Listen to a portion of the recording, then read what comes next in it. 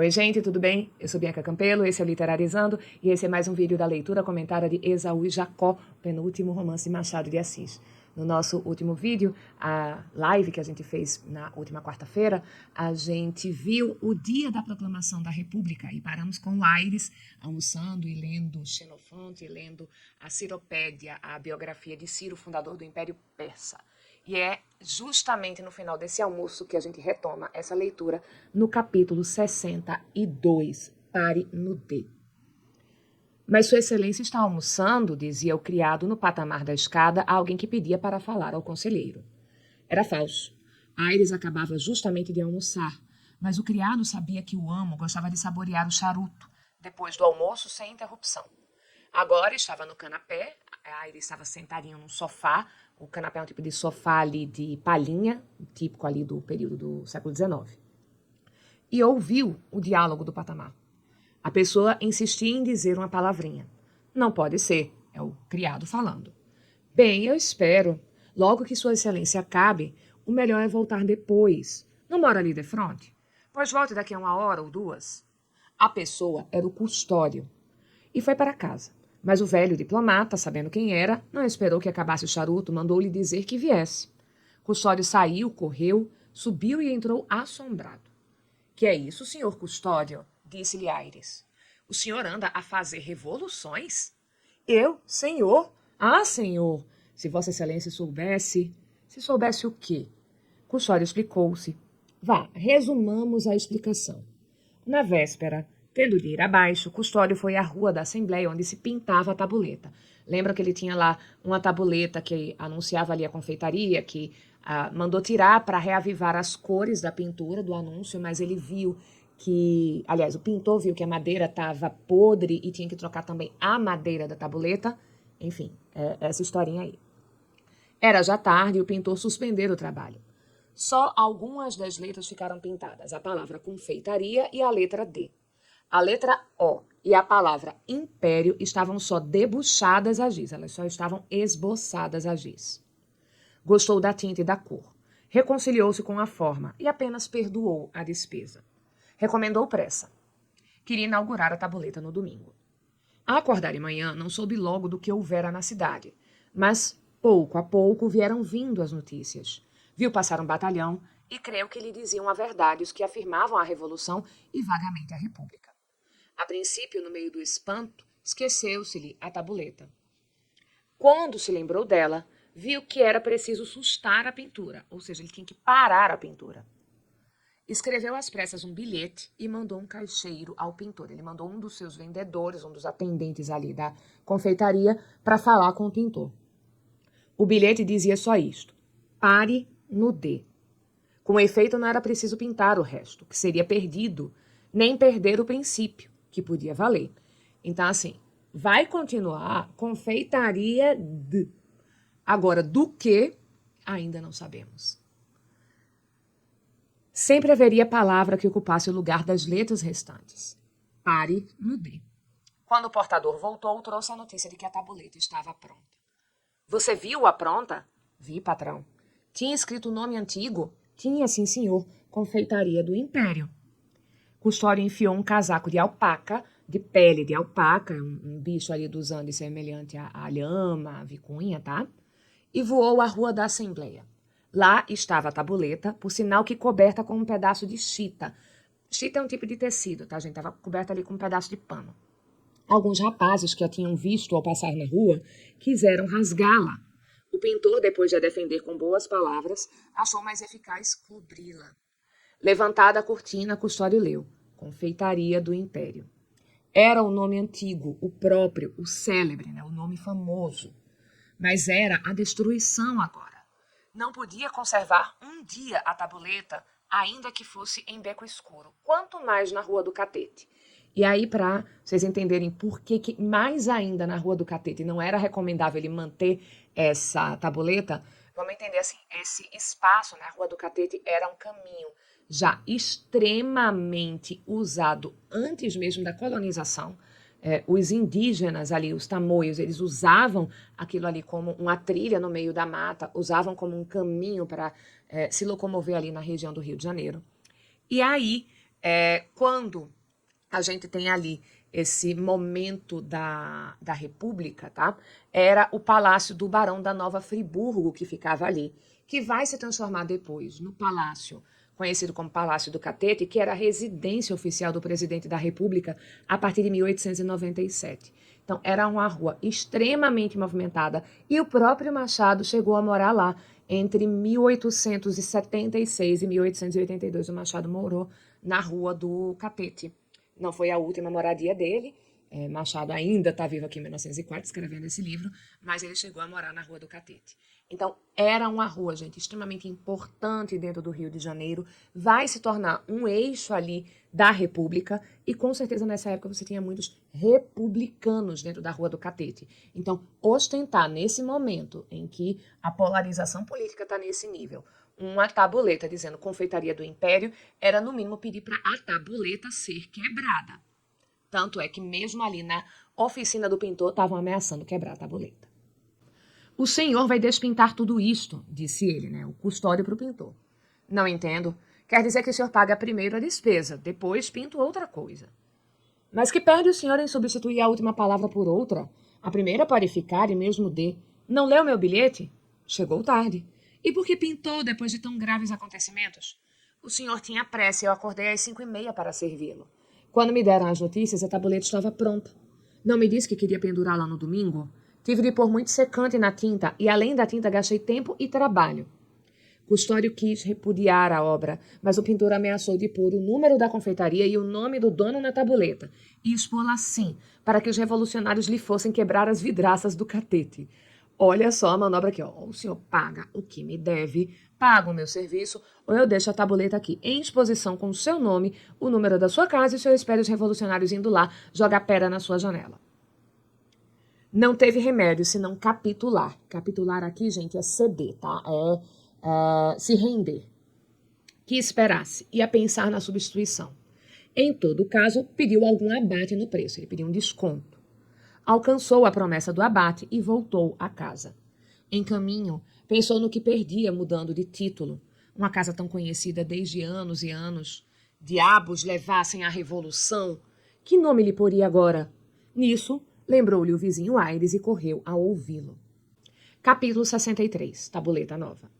Referido que lá fica atrás, Custódio confessou tudo o que perdia no título e na despesa, o mal que lhe trazia a conservação do nome da casa, a impossibilidade de achar outro, um abismo, em suma. Não sabia que buscasse, faltava-lhe invenção e paz de espírito. Ele não sabia que outro nome colocar na tabuleta. Ele não tinha ali espírito, criatividade e estava faltando até paz, porque ele está perturbado com esses eventos. Se pudesse, liquidava a confeitaria. Olha o discurso indireto livre, porque isso é o que o Custódio está falando para o Aires. Se eu pudesse, eu acabava com tudo isso. Não teria nem mais confeitaria. E afinal, o que tinha ele com política? Era um simples fabricante e vendedor de doces, estimado, afreguesado, respeitado e principalmente respeitador da ordem pública. Mas o que é que há? Perguntou Aires. A República está proclamada? Já há governo? Penso que já. Mas diga-me, Vossa Excelência ouviu alguém acusar-me jamais de atacar o governo? Ninguém. Entretanto, uma fatalidade. Venha em meu socorro, Excelentíssimo. Ajude-me a sair deste embaraço. A tabuleta está pronta, o nome todo pintado, confeitaria do Império. A tinta é viva e bonita. O pintor teima em que lhe pague o trabalho para então fazer outro. Eu, se a obra não estivesse acabada, mudava de título, por mais que me custasse. Mas hei de perder o dinheiro que gastei? Vossa Excelência crê que, se ficar Império, venham quebrar minhas vidraças? Isso não sei. Realmente não há motivo ao nome da casa, nome de 30 anos, ninguém a conhece de outro modo. Mas pode pôr Confeitaria da República. Lembrou-me isso em caminho, mas também me lembrou que, se daqui a 1 ou 2 meses houver nova reviravolta, fico no ponto em que estou hoje e perco outra vez o dinheiro. Tem razão. Sente-se. Estou bem. Sente-se e fume um charuto. Custódio recusou o charuto, não fumava. Aceitou a cadeira. Estava no gabinete de trabalho, em que algumas curiosidades lhe chamariam a atenção se não fosse o atordoamento do espírito. Continuou a implorar o socorro do vizinho. Sua Excelência, com a grande inteligência que lhe dera, podia salvá-lo. Aires propôs-lhe um meio termo, um título que iria com ambas as hipóteses. Confeitaria do governo. Tanto serve para um regime como para outro. Não digo que não, e, a não ser a despesa perdida, há, porém, uma razão contra. Vossa Excelência sabe que nenhum governo deixa de ter oposição. As oposições, quando descerem à rua, podem implicar comigo, imaginar que as desafio e quebrarem minha tabuleta. Entretanto, o que eu procuro é o respeito de todos. Então, um custódio, gente, ele está preocupado em ser isentão. E ele está preocupado em não perder mais dinheiro aderindo ao que seria a República, pelo menos na superfície do nome da sua confeitaria, já que ele não parece ter aqui convicções políticas. Aires compreendeu bem que o terror ia com a avareza. O medo está junto com a avareza, porque ele não quer ter que ficar gastando com novas tabuletas ou com reparos a possíveis ataques à loja. Certo, o vizinho não queria barulhos à porta, nem malquerenças gratuitas, nem ódios de quem quer que fosse. Mas não o afligia menos a despesa que teria de fazer de quando em quando, se não achasse um título definitivo, popular e imparcial. Perdendo o que tinha, já perdia a celebridade, além de perder a pintura e pagar mais dinheiro. Ninguém lhe compraria uma tabuleta condenada. Já era muito ter o nome e o título no almanaque Lamer, onde podia lê-lo algum abelhudo e ir com outros puni-lo do que estava impresso desde o princípio do ano. Isso aqui já é o custódio, de novo aqui em discurso indireto livre, falando que ele ainda vai ter que enfrentar essa questão, que no Almanac Lamaer, que era uma publicação, gente, era o Google da época, tá? Era um livrinho que todos os anos se imprimia com informações gerais sobre o Rio de Janeiro e que tinha informações também sobre, por exemplo, as casas de espetáculos, teatros e sobre os pontos de comércio. Então dizia, por exemplo, onde é que tinha os hotéis, quais eram as confeitarias, e aí tinha lá, então, Confeitaria do Império e o endereço, onde é que você conseguia achar a Confeitaria do Império. Isso não, interrompeu Aires. O senhor não há de recolher a edição de um almanaque? E depois de alguns instantes, olhe, dou-lhe uma ideia que pode ser aproveitada. E se não a achar boa, tem outra mão e será a última. Mas eu creio que qualquer delas serve. Deixe a tabuleta pintada como está. E à direita, na ponta, por baixo do título, mande escrever estas palavras que explicam o título. Fundada em 1860. Não foi em 1860 que abriu a casa? Foi, respondeu Custódio. Pois. Custódio refletia. Não se lhe podia ler sim nem não. Atônito, a boca entreaberta, não olhava para o diplomata, nem para o chão, nem para as paredes ou móveis, mas para o ar. Como Aires insistisse, ele acordou e confessou que a ideia era boa. Realmente, mantinha o título e tirava-lhe o sedicioso, né? O revoltoso, insurgente, essa aparência de alguém que está tentando resistir, protestar, revoltar-se contra o novo momento político, que crescia com o fresco da pintura. Esse ar de afronta aumentaria com o fato de a pintura ser vista como nova. Era como se ele estivesse ali reafirmando a sua posição imperialista, né, monárquica, logo junto com a proclamação da República, quando a gente sabe que é uma coincidência. Entretanto, a outra ideia podia ser igual ou melhor, e quisera comparar as duas.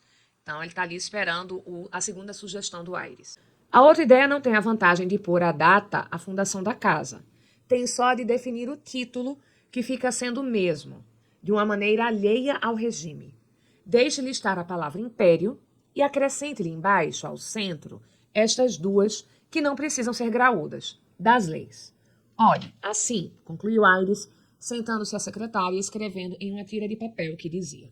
Custódio leu, releu e achou que a ideia era útil. Sim, não lhe parecia má. Só lhe via um defeito. Sendo as letras de baixo menores, podiam não ser lidas tão depressa e claramente como as de cima, e estas é que se meteriam pelos olhos ao que passasse. Daí é que algum político, ou sequer inimigo pessoal, não entendesse logo e... A primeira ideia, bem considerada, tinha o mesmo mal.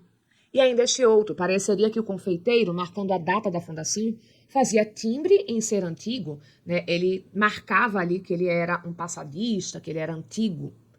Quem sabe se não era pior que nada. Tudo é pior que nada. Procuremos. Aires achou outro título, o nome da rua, Confeitaria do Catete, sem advertir que, havendo outra confeitaria na mesma rua, era atribuir exclusivamente a do custódio a designação local. Quando o vizinho lhe fez tal ponderação, Aires achou-a justa e gostou de ver a delicadeza de sentimentos do homem.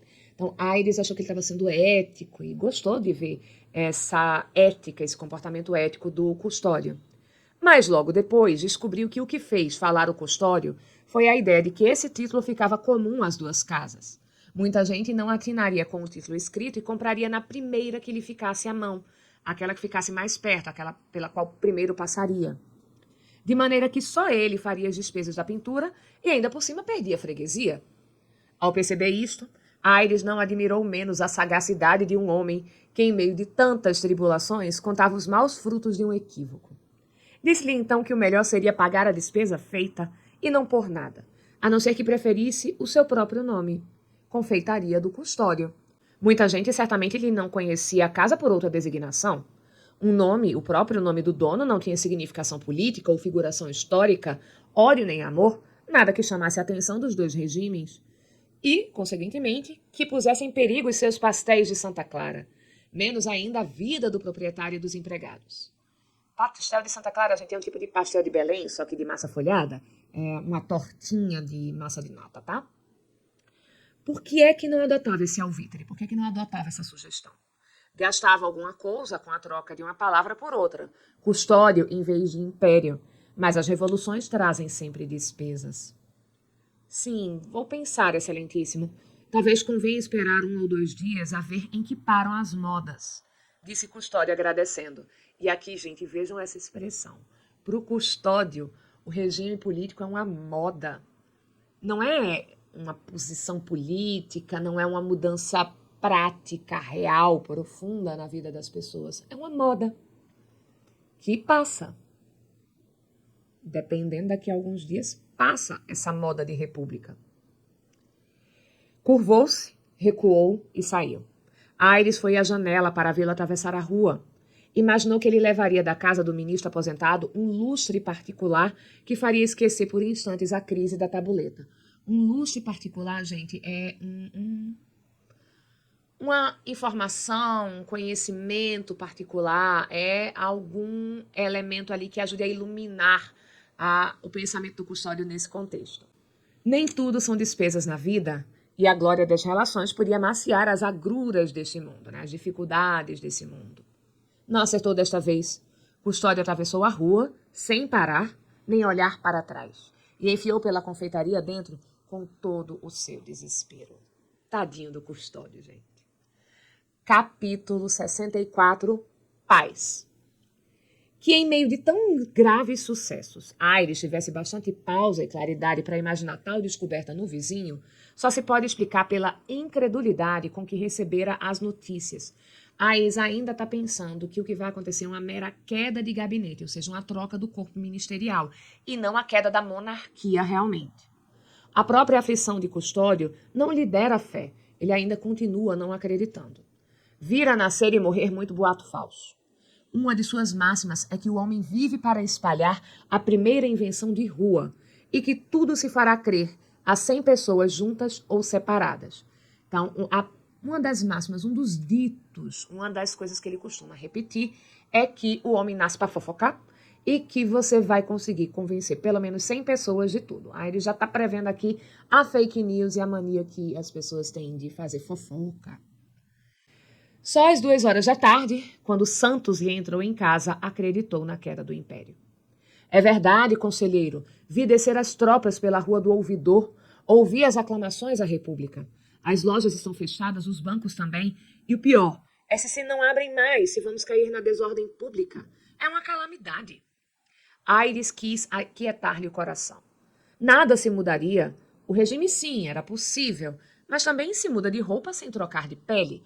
Então, essa mudança não vai ser tão drástica assim, tá defendendo Aires. Por quê? Porque o Santos está com medo de como é que ficam as distribuições ali da ordem econômica. Então, a gente tem, primeiro, o Custódio preocupado com como vai se afetar o miudinho a vida cotidiana e as possíveis consequências de ataque político por posição política para as pessoas que são, inclusive, neutras, mas que podem ser vistas como adeptas do antigo regime, né, do regime monárquico. E aqui o problema do Santos não é qual é a posição política, me lerem numa posição política errada, é mudar a estrutura econômica. Comércio é preciso, continua Aires. Os bancos são indispensáveis. No sábado, ou quando muito, na segunda-feira, tudo voltaria ao que era na véspera. menos a Constituição. Não sei, tenho medo, conselheiro. Não tenha medo? A baronesa já sabe o que há? Quando eu saí de casa não sabia, mas agora é provável. Pois vá tranquilizá-la, naturalmente está aflita. Santos receava os fuzilamentos. Por exemplo, se fuzilassem o imperador e com ele as pessoas de sociedade. Recordou que o terror, aquele período logo depois da Revolução Francesa, em que você tem aquele acirramento político muito grande e pessoas que eram consideradas perigosas ao regime ou contrárias ao regime foram guilhotinadas. Aquele período ali entre 1793 e 94, ou seja, praticamente um século antes. Aires tirou-lhe o terror da cabeça. As ocasiões fazem as revoluções, disse ele, sem intenção de rimar, mas gostou que rimasse, para dar forma fixa à ideia. Gente, gravem essa frase. As ocasiões fazem as revoluções, que lá para frente nesse livro vai ter uma frase que vai ecoar essa daqui, mas com um outro conceito, um outro raciocínio, tá? Depois, lembrou a índole branda do povo. O povo mudaria de governo sem tocar nas pessoas. Haveria lances de generosidade. Para provar o que dizia, referia um caso que lhe contara um velho amigo, o Marechal Beaurepaire Rohan. Eu acho que é assim que fala o sobrenome, Beaurepaire, tenho quase certeza. Mas enfim, gente, esse Marechal é um personagem histórico, tá? Henrique Pedro Carlos de Beaurepaire Rohan. Ele foi um militar e um político do período do Império, desde a Regência, aquele período ali em que o Dom Pedro era menor de idade, não podia governar, então você tem os regentes governando por ele, depois da abdicação de Dom Pedro I. E ele também foi um político atuante durante o período da República, tá?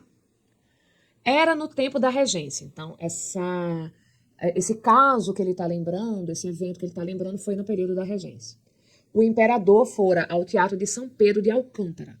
No fim do espetáculo, o amigo, então moço, ouviu grande rumor do lado da igreja de São Francisco e correu a saber o que era.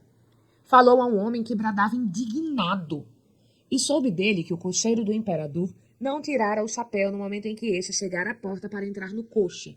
Então, quando terminou o espetáculo, que o imperador, ainda um jovenzinho, né, ali um menino de menos de 15 anos, que é a data, né, o ano em que ele foi elevado à maioridade, quando ele está voltando para a carruagem, para o coche, o cocheiro não tirou o chapéu para o imperador. E tem um cidadão aqui que está revoltado com isso. O homem acrescentou: eu sou o rei. Naquele tempo, os republicanos, por brevidade, eram assim chamados. Eu sou o rei, mas não consinto que faltem ao respeito a este menino. Então ele está lá revoltado porque o cocheiro tinha que, por uma questão de respeito ao título e ao status daquele rapazinho, tinha que ter tirado o chapéu. E mesmo esse homem sendo republicano, ele acha que você deveria, já que estamos na monarquia, respeito ao imperador. Nenhuma feição de Santos mostrou apreciar ou entender aquele rasgo anônimo. Ao contrário, todo ele parecia entregue ao presente, ao momento, ao comércio fechado, aos bancos sem operações, ao receio de uma suspensão total de negócios durante prazo indeterminado. Cruzava e descruzava as pernas. Afinal, ergueu-se e suspirou. Então parece-lhe que descanse. Continua ele dizendo: não, gente, olha, não vai ter nenhuma grande mudança, não. Mesmo que você tenha uma mudança de Constituição, mesmo que mude realmente o regime, as instituições continuarão. É o que o Aires está assegurando aqui para o Santos. Santos aceitou o conselho, mas vai muito do aceitar ao cumprir. E a aparência era muito diversa do coração. O coração batia-lhe. A cabeça via esboroar-se tudo, né? Desfazer-se tudo, fragmentar-se tudo. Quis despedir-se, mas fez 2 ou 3 investidas antes de pousar o pé fora do gabinete e caminhar para a escada. Então ele continuou falando, perguntando, né? Ele fez mais 2 ou 3 investidas, 2 ou 3 questionamentos ali para se assegurar da opinião do conselheiro. Instava pela certeza, ele insistia: você tem certeza que vai dar tudo certo? Tem certeza que não vai ter uma mudança no regime econômico do país? Conquanto, ainda que tivesse visto e ouvido a República, podia ser, em todo caso, a paz é que era necessária. E haveria paz? Discurso em direto livre, são os questionamentos dos Santos. Aires inclinava-se a crer que sim, e novamente o convidou a descansar. Até logo, concluiu. Quem está falando é o Aires, ele que concluiu, tá? Por que não vai lá jantar conosco? Santos convidando. Depois, talvez, ou amanhã. Vá tranquilizar a baronesa e os rapazes. Os rapazes estarão em paz? Esses brigam, com certeza. Vá pô-los em ordem. O senhor podia ajudar-me nisso. Vá lá de noite. Pode ser. Se puder, vou. Amanhã, com certeza. Santos saiu. Tinha o carro à espera. Entrou e seguiu para Botafogo.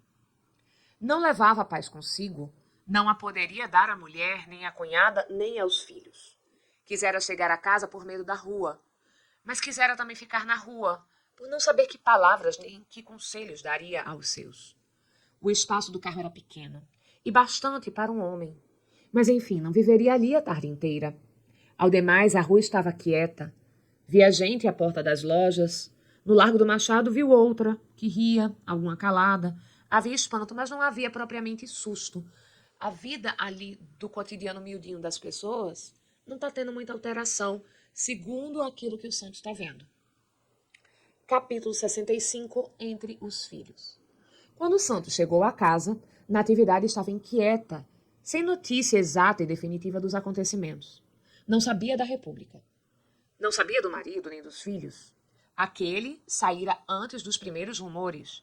Estes iam fazer a mesma coisa, logo que os boatos chegaram. O primeiro gesto da mãe foi para impedir que os filhos saíssem, mas não pôde, era tarde. Não os podendo reter, pegou-se com a Virgem Maria, a fim de que os poupasse, e esperou. A irmã fez o mesmo. Era perto de meio-dia, foi então que os minutos entraram a parecer séculos. A ânsia da mãe era naturalmente maior que a da tia. Natividade via andar o tempo com ferros aos pés. Acorrentado, o tempo vai andando bem devagarzinho. Não havia alvoroço que atasse um par de asas àquelas horas longas do relógio da casa, nem aos do cinto, relógio de bolso dela. O dela e o da irmã. Todos eles cocheavam de ambos os ponteiros, todos eles vão mancando, andando com dificuldade. Enfim, ouviu na areia do jardim as rodas de um carro.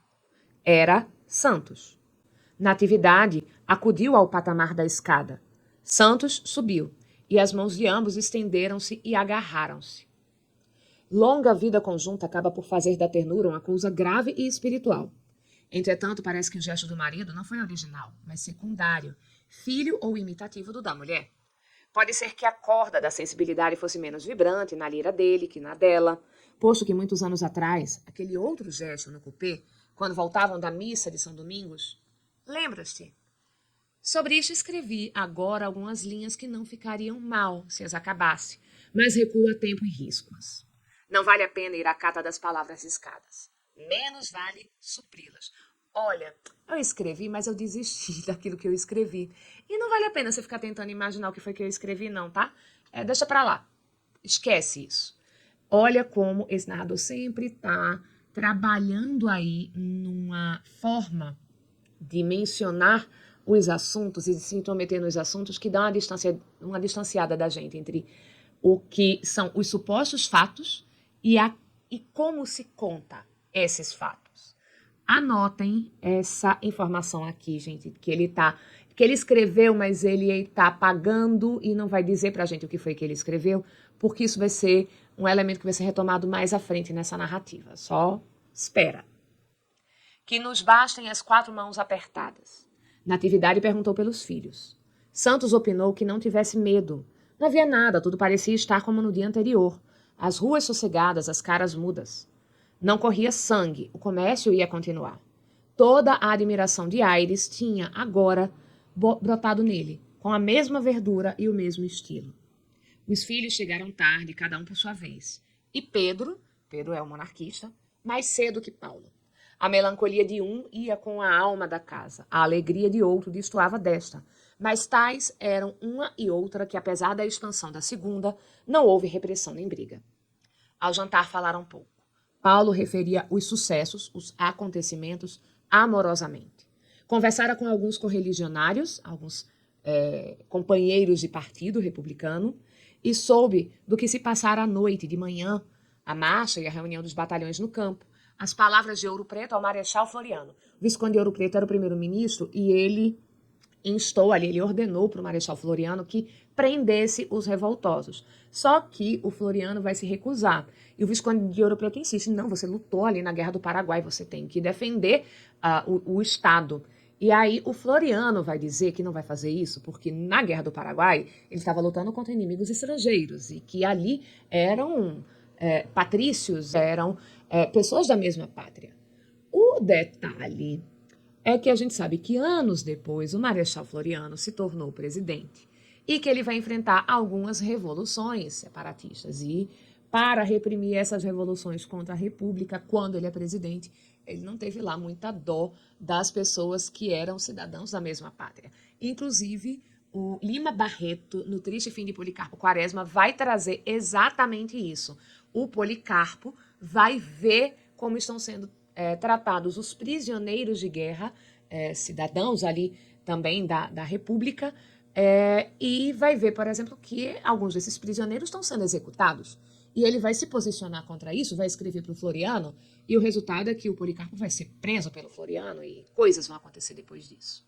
Ele vai ser punido por se posicionar a favor dos seus irmãos de pátria, dos outros brasileiros. A família ouvia e perguntava, não discutia, e esta moderação contrastava com a glória de Paulo. O silêncio de Pedro, principalmente, era como um desafio. Não sabia Paulo que a própria mãe é que o pedira ao irmão com muitos beijos, motivo que em tal momento ia com o aperto do coração do rapaz. O coração de Paulo, ao contrário, era livre, deixava circular o sangue como a felicidade. Os sentimentos republicanos, em que os princípios se incrustavam, em que eles estavam ali inseridos, engastados, viviam ali tão fortes e quentes que mal deixavam ver o abatimento de Pedro e o acanhamento da outra gente sua. Ao fim do jantar, bebeu a República, ele fez um brinde. Mas calado, sem ostentação, apenas olhando para o teto e levantando o copo um tantinho mais que o de costume. Ninguém replicou por outro gesto ou palavra. Certamente o moço Pedro quis dizer alguma frase de piedade relativamente ao regime imperial e às pessoas de Bragança, a família imperial. Mas a mãe quase que não tirava os olhos dele, como impondo ou pedindo silêncio. Demais, ele não cria nada mudado. A despeito de decretos e proclamações, Pedro imaginava que tudo podia ficar como dantes, alterado apenas o pessoal do governo. Ele tem nesse momento a mesma leitura que o Aires. Custa pouco, dizia ele baixinho à mãe, ao deixarem a mesa. É só o imperador falar ao Deodoro. Paulo saiu logo depois do jantar, prometendo vir cedo, voltar cedo para casa. A mãe, receosa de o ver metido em barulhos, não queria que ele saísse, mas outro receio fê-la consentir, e este era que os dois irmãos brigassem finalmente. Assim, um medo vence a outro e a gente acaba por dar o que negou. Não é menos certo que ela raciocinou alguns minutos antes de resolver, do mesmo modo que eu escrevi uma página antes da que vou escrever agora. Mas ambos nós, Natividade e eu, acabamos por deixar que os atos se praticassem, sem oposição dela, nem comentário meu. Não, ele não comentou nem um pouquinho, esse narrador. Ele nada se intromete naquilo que a gente está lendo. Capítulo 64, o baixo e a espadilha. O baixo, gente, é o ás de paus e a espadilha é o ás de espadas, tá? Vieram amigos da casa trazendo notícias e boatos. Variavam pouco e geralmente não havia opinião segura acerca do resultado. Ninguém sabia se a vitória do movimento era um bem, se um mal, apenas sabiam que era um fato. Daí a ingenuidade com que alguém propôs o voltarete do costume, o jogo de baralho de costume, e a boa vontade de outros em aceitá-lo. Santos, embora declarasse que não jogava, mandou pôr as cartas e os tentos, as peças com que se contava ali os pontos no jogo de baralho. Mas os outros opinaram que sempre faltava um parceiro, e sem ele não havia graça. Quis resistir. Não era bonito que no próprio dia em que o regime caíra, ou ia cair, entregasse o espírito a recreações de sociedade. Não pensou isso em voz alta nem baixa, mas consigo, e talvez o leu no rosto da mulher. Acharia um pretexto para resistir se buscasse algum, mas amigos e cartas não deixavam buscar nada. Santos acabou aceitando. Provavelmente era essa mesma inclinação íntima. Passa que no fundo o que ele queria mesmo era jogar baralho. Muitas há que precisam ser atraídas cá fora, como um favor ou concessão da pessoa. Enfim, o baixo e a espadilha fizeram naquela noite o seu ofício, como as mariposas e os ratos, os ventos e as ondas, o lume das estrelas e o sono dos cidadãos. É um capítulo que vai mostrar pra gente que, no fim das contas, apesar de tudo, nada mudou muito nesse contexto político que a gente tá vendo. Vai passar o dia, você não vê grandes mudanças na vida das pessoas, e talvez o título desse capítulo faça referência justamente a como é um grande jogo todo esse processo de mudança de regime. Porque vejam que o Machado está falando do Ás de Espadas, que a gente sabe que a república desse período vai ser chamada de República da Espada por ser militar. Como o brasão da família imperial tinha 2 ramos de madeira, um representando o tabaco e outro a cana-de-açúcar, então parecia que a imagem de paus vinha daí. Não tenho certeza, mas é uma possibilidade também de um significado a mais para o título desse capítulo. É todo um grande jogo de cartas em que você não tem mudanças reais para a vida das pessoas. A gente fica por aqui. Eu espero que esse vídeo tenha ajudado você na sua leitura de Esaú e Jacó. Um beijo e até a próxima.